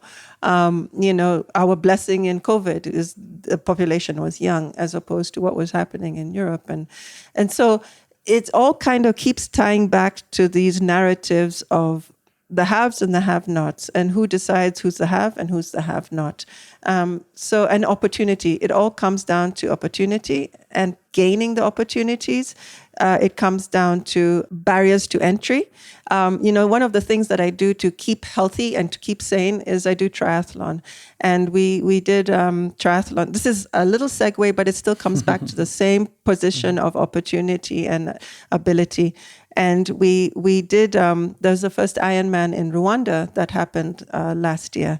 And we all, as Kenyans, we can go to Rwanda because there's no visa restrictions, and it's close. It's an East African country. So a whole bunch of folks went to Rwanda for Ironman Rwanda. And a bunch of us qualified. And some of the young guys who are actually very good. I'm old, so I qualified because my age group is very light. But we all qualified for World Championships in Finland. But as Finland Ironman happened this year, 5 or 6 of the really, really, these guys, they're proper, good, able athletes who can hold their own, who can do something out there, all got denied visas. Because for no real good particular reason, for actually some very strange reasons. And again, that's in sports, but that's in art, that's in visual effects, that's in the barrier to entry with the computer. That's but now Africa is in this position where suddenly everyone's looking to the last track of land, and all eyes have turned, and now there's this whole push for story and new stories and fresh stories. And you hear all these buzzwords and the creative industries and all this kind of stuff. So I know we started on the fine art loop, but it's all interconnected. Yeah. And I guess through my painting, I do try to talk about those things in the painting, the inequalities, injustices, because matte painting is not actually the medium to do that. Well, or some of the movies, it's not my movie, it's somebody else's movie. So I feel like with my oil painting, it's part of who I want to be. It's part of what I want to be remembered for. I want to be, I always used to say I want to die as part of a museum. My work is just filled in this place. Hopefully not a retrospective before I actually show the work.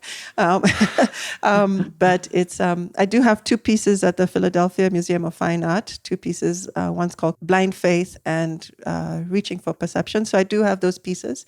I feel like to pursue the matte painting line of things and go as far as I've gone in all this career, I had to give up pushing the fine art as strongly, because I think that's the thing that I struggle the most with. Fine art is to be good at it and to get out and to have shows. It's its own job. It's its own 8-hour days, 12-hour days exercise. And so when it comes to matte painting and fine art, they clash. And then there's a mental clash. After I haven't painted for a long time, I'll sit down to paint and literally my brain goes Control Z when I've made a mistake. And been there, done that. Yeah, and it's like you realize how. I'm not going to say when you work on the computer you don't think, but it's a different level of thinking. It's not a permanent mistake. When you there with your palette, your oil, your brushes, I didn't want that brown. I have to wait a few days for this to dry and fix it. Or there is no. So I love to go back to painting to actually slow my brain down and to think and to be confronted with making the right decisions a bit earlier in the mix.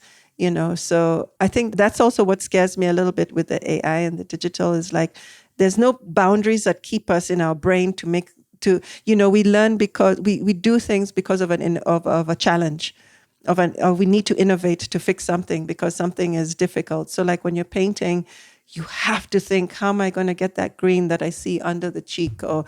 And what green is it? You have to actually connect so many dots, eyes, heart, thought, everything, knowledge.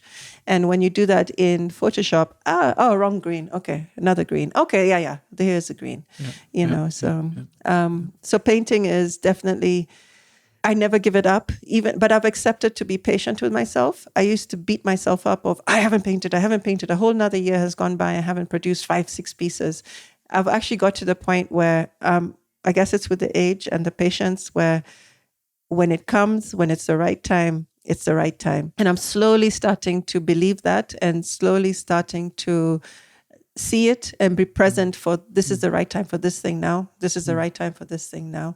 So I'm starting to become a bit more in tune with the bigger scheme of things, right? Like the bigger driving forces in the universe. I'm sounding like those, folks, but it's true. I think maybe at this point in life, you're slowly starting to trust that the universe has a bit of a plan.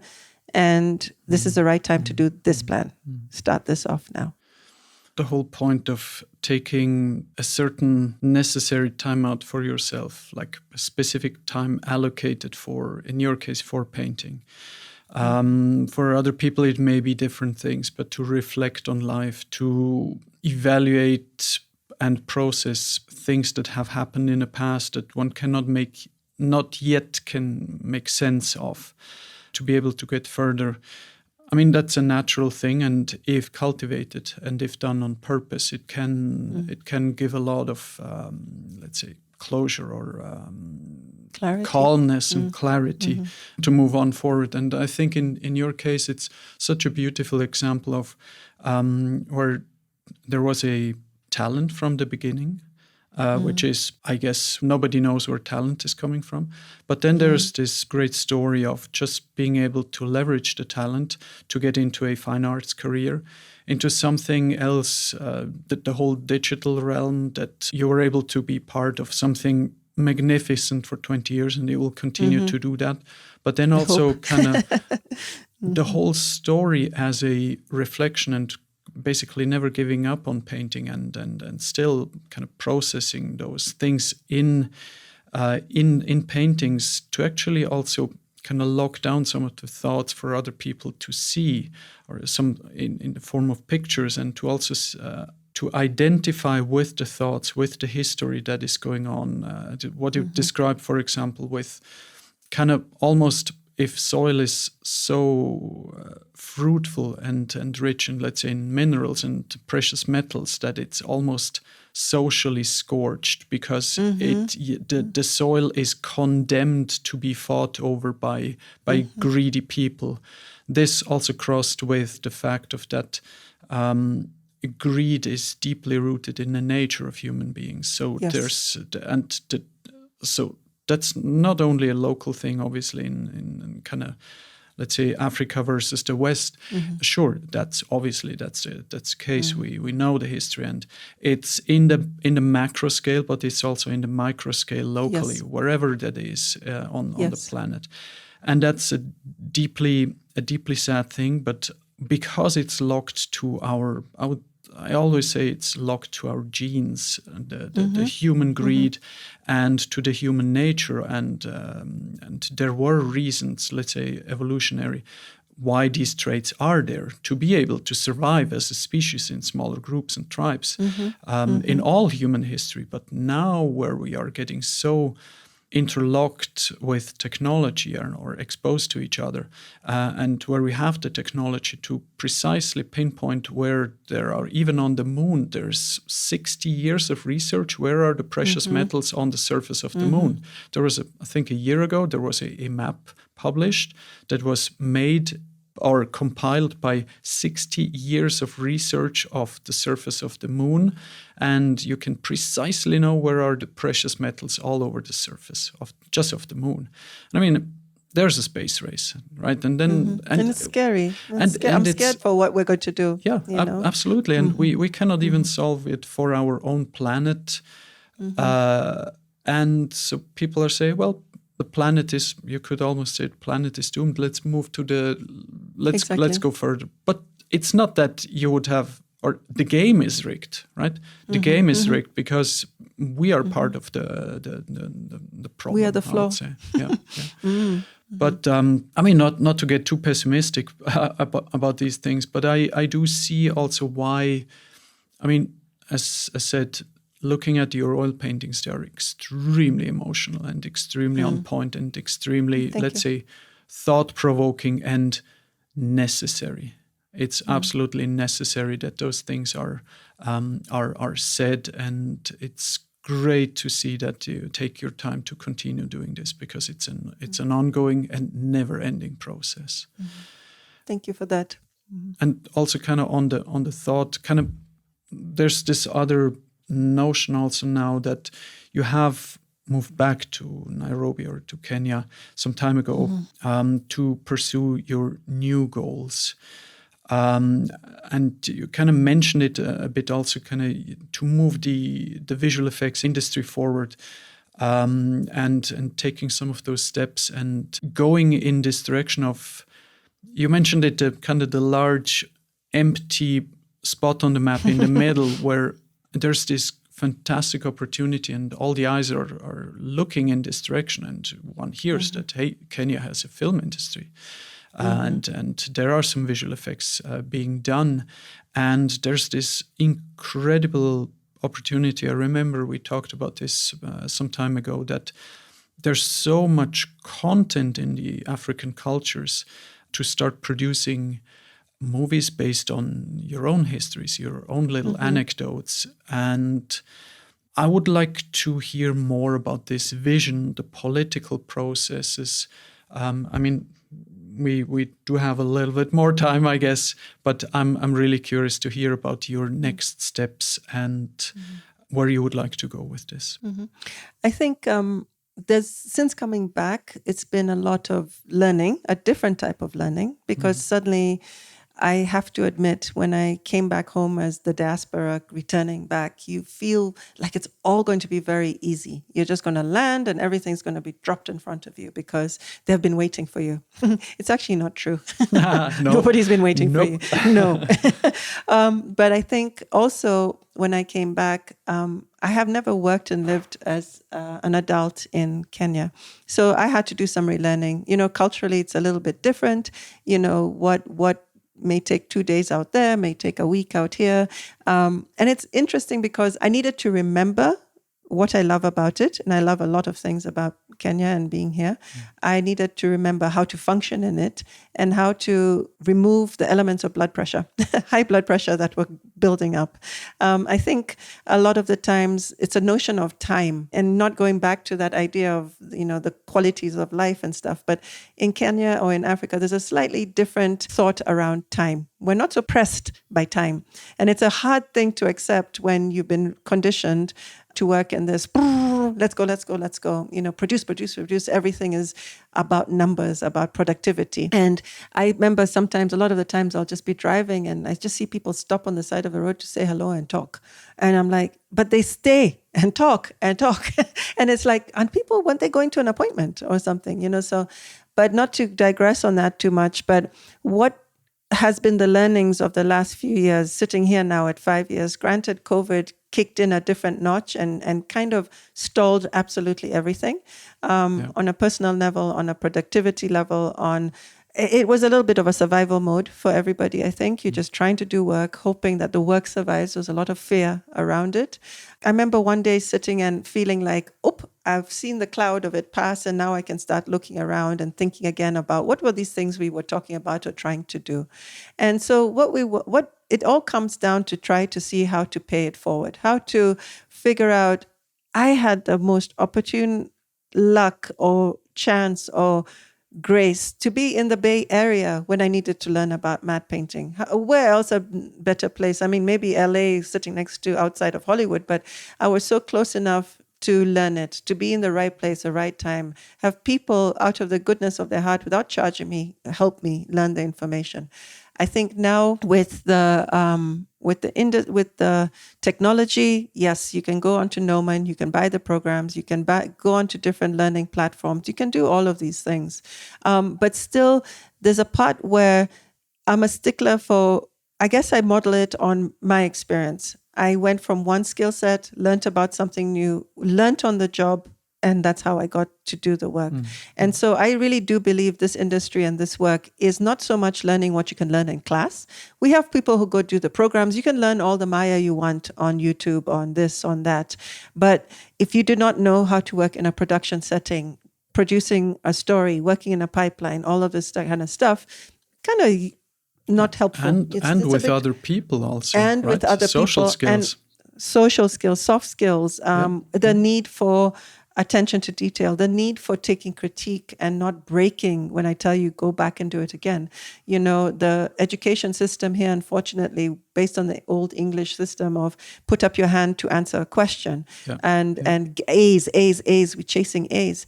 But we're not sitting in a circle discussing a picture or a story or the best way forward to make something better. So those kind of skills of discussing art, critiquing art, for the betterment of something. So what we found is we have to figure out, and this is where we're sitting. So we set up a small company just for ourselves to set this ball rolling, this idea of we can be big one day. We can do this. We can put, when you look at the continent, you'll see this little beacon of light going boop, boop, boop, boop, when you're looking for visual effects needs. But for me, I'm not saying there isn't visual effects going on here. I'm not saying that things are not happening. I'm saying for what we want to do, or I want to do, is bring people into the work and the level that I do and the experiences that I have had and the features that I have had. So getting people's skill set to a certain point that it is attractive to any show, any feature, I always say, like, for example, The Woman King came to Africa. It's a story of the Dahomey tribe in West Africa. Viola Davis was acting and producing. And I just was like, look at that scenario. A movie about an African kingdom story produced by, African-American cast and African cast. And why can't 100 shots not be done in East Africa or Africa for that matter? Yeah. How about we try to complete the food chain? I always go back to look at Africa and slavery or colonialism. We grew the coffee, we plant the coffee, we sell the coffee bean, you buy Nescafe to make your cup of coffee. Yeah. We never complete the circle because we are always raw material. And so it's like, how do we change the narrative so that we can be the finished material to the level that is the expectation of the industry, we don't need to bring it down, we need to pull it up. And so we've started doing that. But what we've identified, so kind of we've made ourselves 3 words to hold on to and our little North Star on the wall, educate, cultivate, and build. So in the beginning, I was trying to do everything in my head at once, and it was too overwhelming. It's too much. So where we're starting with is education. And that's the part where we figured out there is a very big need for, first of all, defining the concepts that we're talking about in the region and in Nairobi. There's a lot of knowledge on animation and feature animation, but there's not a lot of knowledge on all the other aspects of the visual effects industry, all the other invisibles, right? And it's like, let alone matte painting at the bottom of the list. And I'm always like, matte painting's going to be first on this list. But it's interesting because you cannot go after something that you don't know what it's called and that it exists. And so it's like starting with this level of defining the departments, the layout, camera. Look how much value in match move and camera department and the layout artists and now you have all these real-time programs with Unreal and all these folks are here and they're supporting with free training and all this kind of stuff. But again, what is it for? What is it going to be used for? Is it going to be for a service for an industry? Is it going to be for service for your own movie? And then again, you can't do it alone. You need the whole pipeline. So we've started our first venture and, we're still in the early days and we're in the beginning processes. But the first level is to do a series of podcasts similar to this, where we're a bit more to the fact. We might not go off and discuss, the greater meaning of life and isms, but we'll start with defining the industry, and inviting people and showcasing that within this space, right?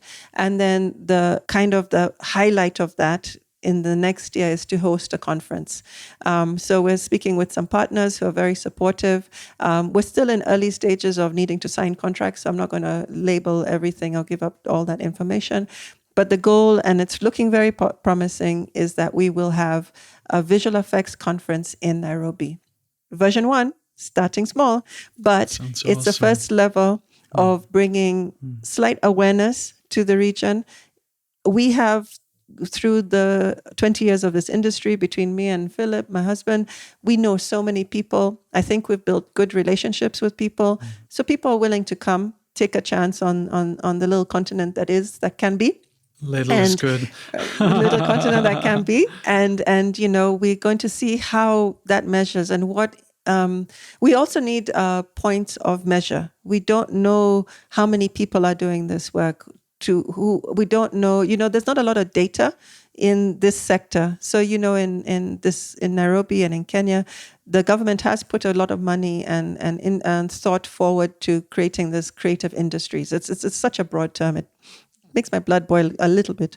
But in that big, broad spectrum, I've never heard them say visual effects because I don't think it's even part of the language. It's even part of the conversation. They do speak of animation, but it's time to show that animation, visual effects, it's all kind of the same. We're labeling it different, but then we should expand the box to show all the job opportunities for all of these super clever young people that we have. We have so many young kids who want to do this actually, and who are itching to do this. So level 1 is to start on a series of education in terms of the podcast, the conference. Level 2 is now how to figure out, how do we figure out the training? There's some catch-up to do, some big catch-up to do in terms of skills, purely functional skills, like tools, how to use the tools, what are the tools for, types of shots you use those tools for. So that's a bigger one to chew and figure out. So again, it's always dropping the thought into the universe pot, and slowly by slowly, right people are surfacing that are opening up these conversations. Because let us just be for real, the barrier to entry for that one is huge. 5 machines even to start. It's not like you just walk out and go buy $5,000 machines and monitors and say, let's just learn some stuff. So there's a bigger business model around that. And I've had to start to learn what those things are. Again, trying to put on different hats is hard. There's mistakes, there's learning, but it's actually fun. to learn and to dream and to put some of these things in action. So I'm hoping through every small step we do, who knows, through the conference, we get more visibility, we get more interest, we get more folks we can pitch, that then actually come with the know-how of how to put these structures together. One of the things that I know it's possible. I just saw it in South Africa with, Chocolate Tribe and Avi Josie. It's possible. And these kids are so smart. And the questions they're asking was so awesome. It was refreshing, actually, very refreshing. So early days, a lot of hope, a lot of dreams, a lot of, but not afraid to do the hard work. So, we can't just be wishing and dreaming. But we had to rein it back to the lowest denominator. And the lowest denominator is we start at the beginning, education and awareness. Even education, not to label it as school, but awareness. If 20 years ago, my husband didn't say, this is matte painting, we wouldn't be talking about this. My career path would not have been this. So sometimes you just need someone to give you the 5 morsels of very important matte painting information and the 5 things you need to paint. It just kind of comes back to the simplest, lowest denominator, the starting point. Yeah. So that's the plan. It's incredible. It's incredible. I mean, the challenge and the unknown kind of frontier to kind of go in this direction with a vision.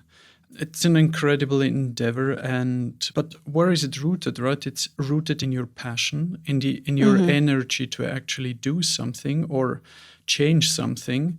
And that in itself is not just standard, that's not just given. You could be working all over the planet, you could just continue doing the types of things you are doing, but that's the difference, you're not. Right? Mm-hmm. And to me, kind of also building since a couple of years, building my own company, I do see where the energy is coming from, this relentless passion, but also in search for and pursuit for a purpose, for something that is meaningful and kind of goes into the direction of legacy, and not just personal, in an egoistical sense, but also in this, we mentioned this kind of before, with this mentorship and leaving something behind that is of value to other people and gives them a new opportunity to move on and be able to work creatively and have a family at the same time. I can deeply relate to that because I'm trying to do something very, very similar. Yes. Yeah. And even just it doesn't have to be huge. It doesn't have to be 1,000 people. If you can change 5 people's lives, because that 5 have 5 attached to them, have another 3 attached to those. And you can start the small ripple and empower 5 people. And that's good enough. If I say that's all I did, that's fine, but, and then are we proud of the work that we've done? That's even more important to me.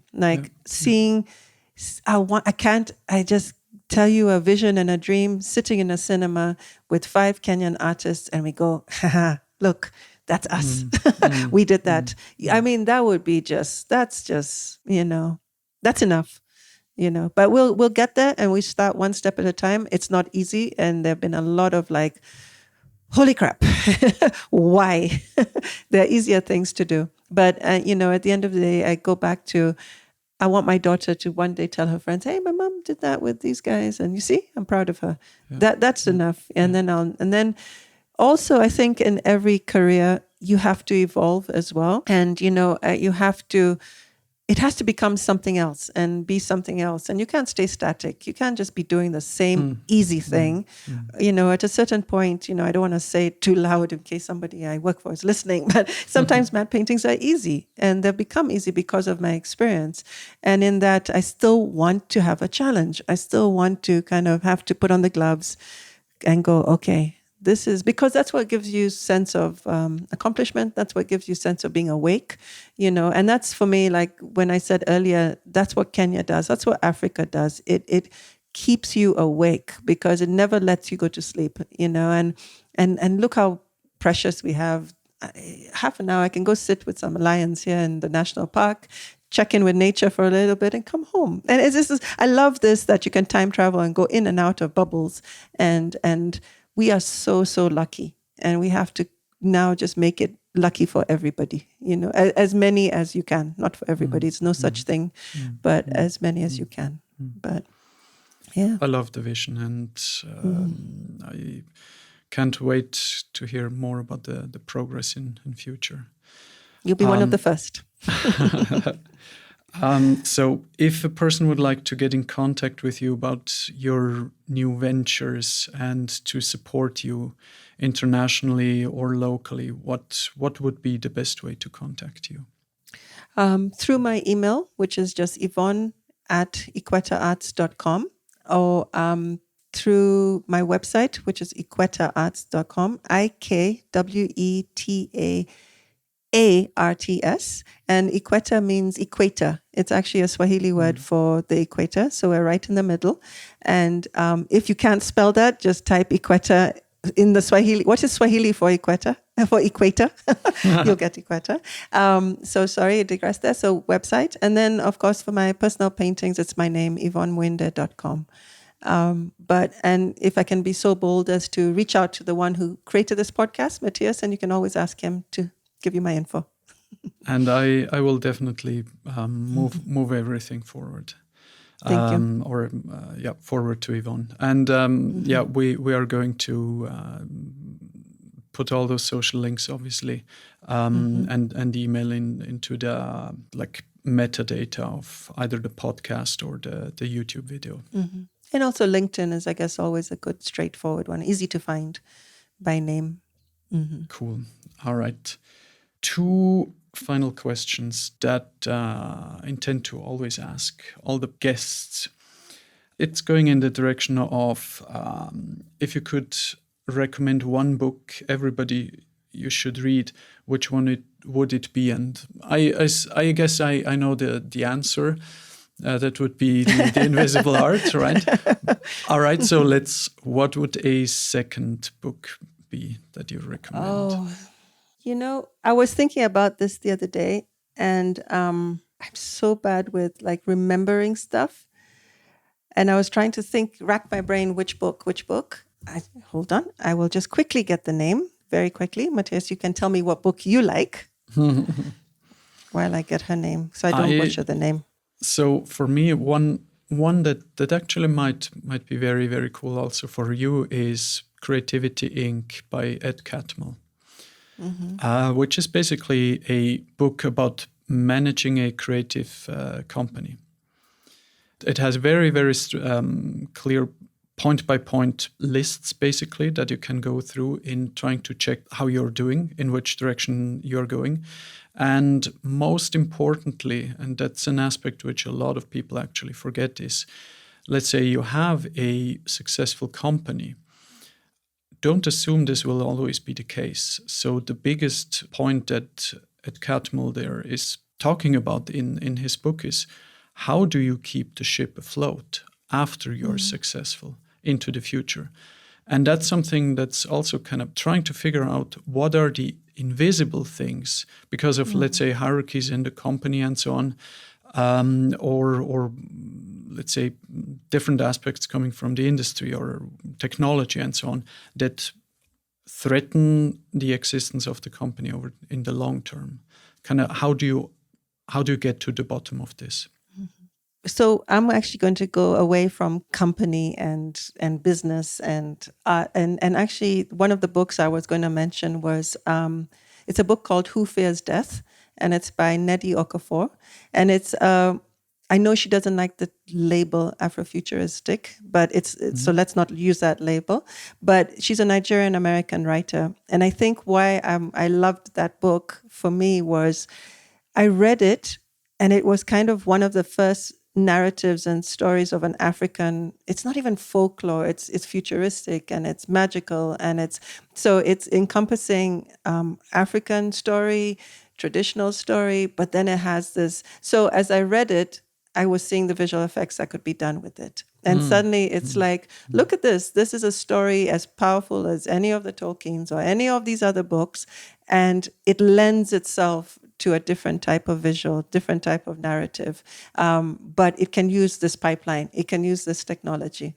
So for me, I say it as read it, to go see something else and then see how that can translate into visual effects. So imagine we could make this in these pipelines, but this story, and it's fresh and it's different. And she has tons and tons of books, and they're beautiful, but they always, she's deeply rooted in her Nigerian story, but it's how she mixes it all up.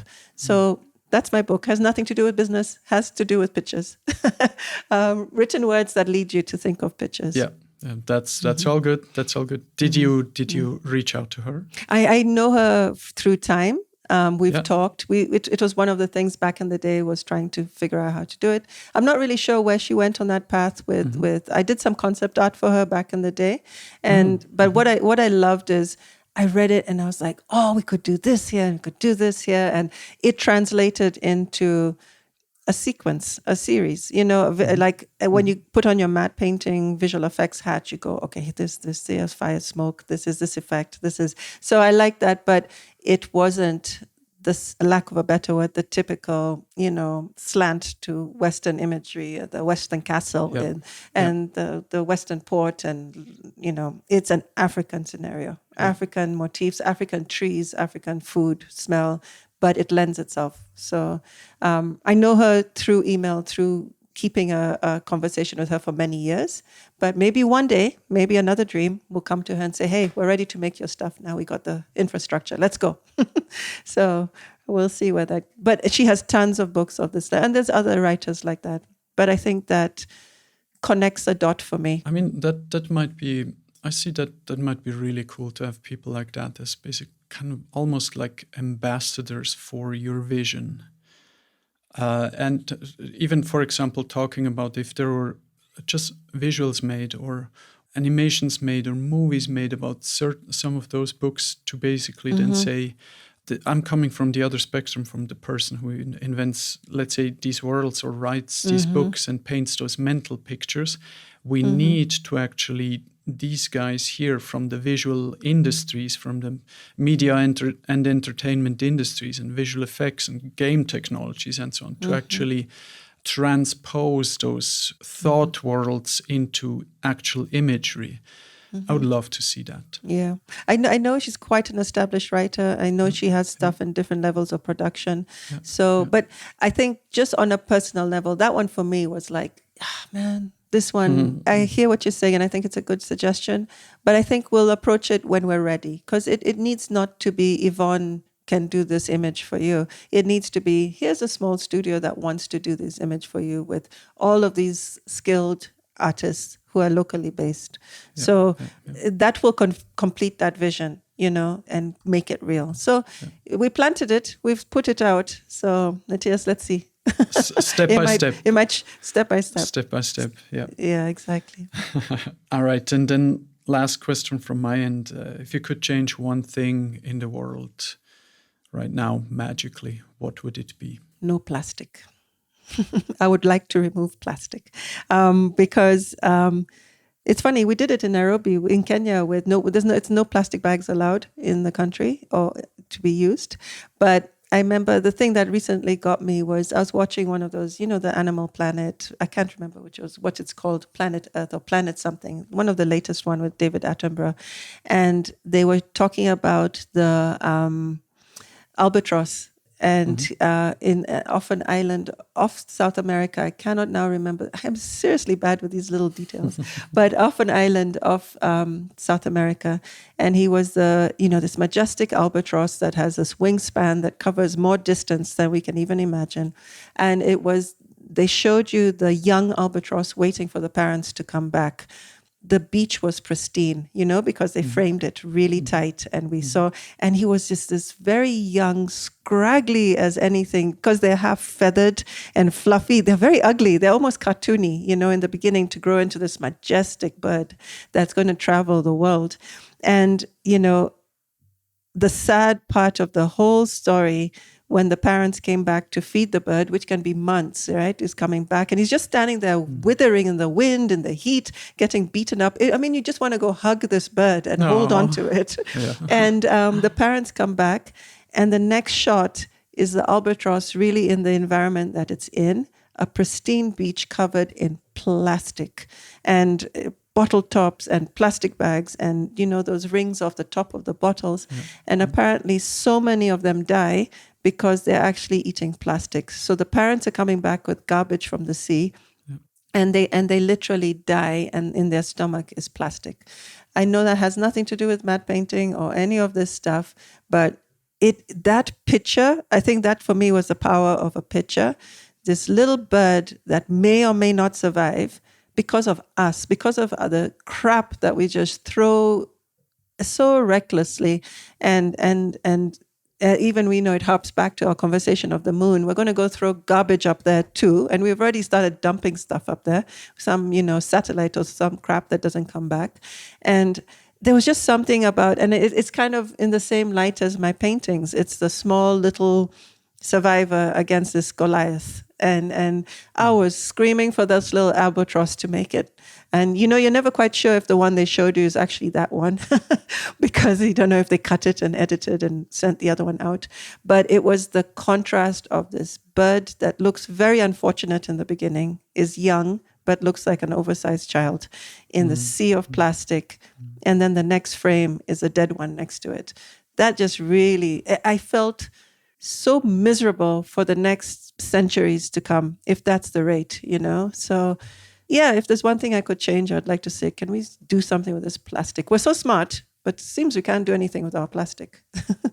and then, when you live in this side of the world, and the whole climate conversation, we've just had a big climate summit here in Nairobi, and we are not the polluters. The polluters are out there. Is the industrial pollution of the air, but we pay the consequence. Like the ground starts cracking, and when you go into the bush and you see a skinny, hungry elephant leaning on a tree, it's just like it's doom in front of you. So it's again, it's just the isms and the haves and the have-nots, and where's the balance? What is balance? Does balance have to be so high and so low? Or can balance actually be a bit more equal as it should be, So, that would be what I'd like to change. This stuff is moving. This stuff is really, really moving. And folks are going to sign on for a visual effects conversation, and we're talking about plastic.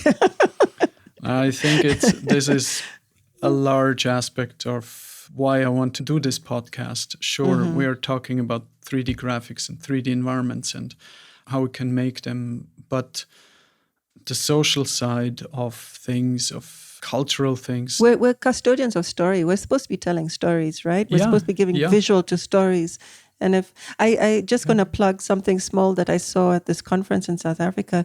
I've always been a bit like the goggles, and what is it called? The augmented reality and what are those goggles called? Virtual reality. Virtual reality. When they and I've always been, as a parent, the first thing I think is visual kids playing games for endlessly, losing themselves in this thing. But I got to listen to a talk of a company, I think it was Habitat XR or something like that, who are using the technology to make social change with what they're showing you. So, but they discovered that it's empathy that we must, you must evoke empathy from somebody for them to wake up in the morning to make a difference.